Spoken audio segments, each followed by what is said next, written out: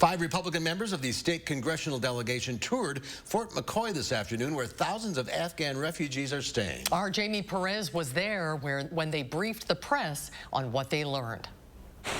They said they were glad they got to tour the facility to see the conditions that these refugees were staying in. They said there was really no concern on that front. Their concern lies in the fact that they left here with more questions than answers. People are not coming in here on special immigrant visas. They may be in the process, but they're not coming in here on SIVs at this point. They are coming in as parolees. This was the main concern addressed by lawmakers today after touring the Fort McCoy facility where 2,000 Afghan refugees are staying. Fort McCoy and U.S. defense officials continue to say the refugees staying here have been thoroughly vetted before landing in the United States.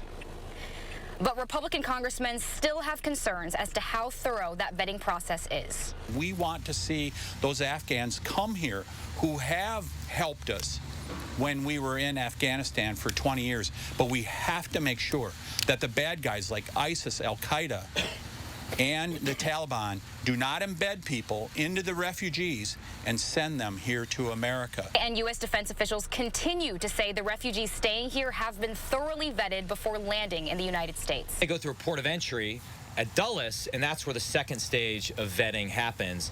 And by the time they get here, they've already been granted a parolee status. So they are doing some vetting here. But Republican congressmen still have concerns as to how thorough that vetting process is. But our understanding is that nobody has come through the gates here at Fort McCoy that is an SIV holder. Fort McCoy officials have said all the refugees are in the process of getting special immigrant visas. 2,000 are currently being held at Fort McCoy, and that number could increase by 1,000 by the end of the day. We saw what makes our country so great. We saw our troops here providing comfort and aid to individuals who escaped from Afghanistan.